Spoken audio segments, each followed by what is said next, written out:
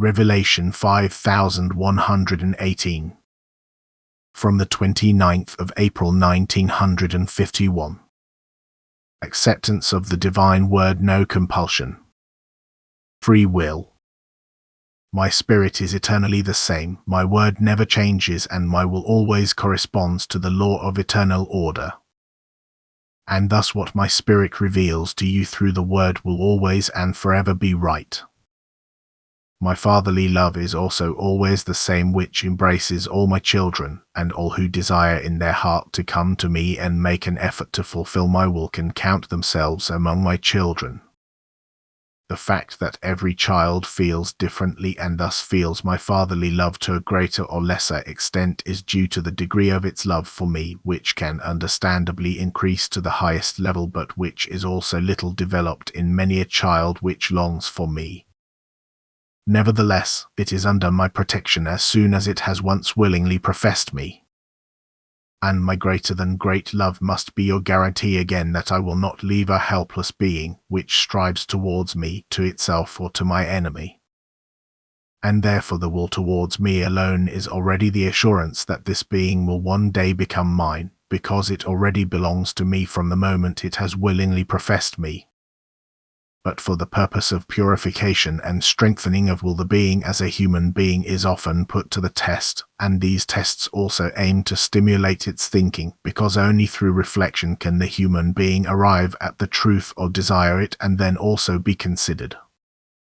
For as long as he does not possess the truth, there is the danger of a wrong idea of me, which, however, first has to fall away in order to let the love for me flare up into highest ardor, which then is the driving force for further perfection. But truth cannot be given to the human being without him desiring it, and it is only desired when the human being feels an ambiguity as oppressive and unsettling.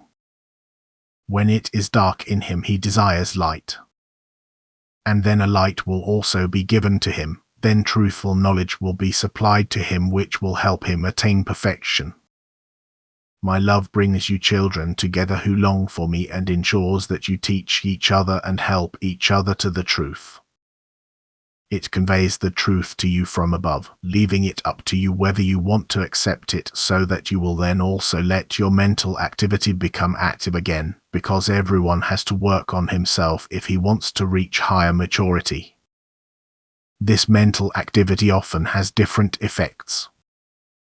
It can also lead to rejection if my adversary intervenes and gains influence over a person for whatever reason the person himself has given him. My adversary will not win him because he strives towards me, and I will not let him fall.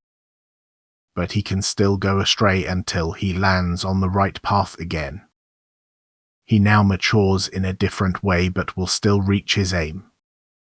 For I leave the human being free will and do not force him to accept the word conveyed to earth as my word. Yet he is not apostate to me, but merely arrogant towards his fellow human beings, which does not allow him to recognize what is right.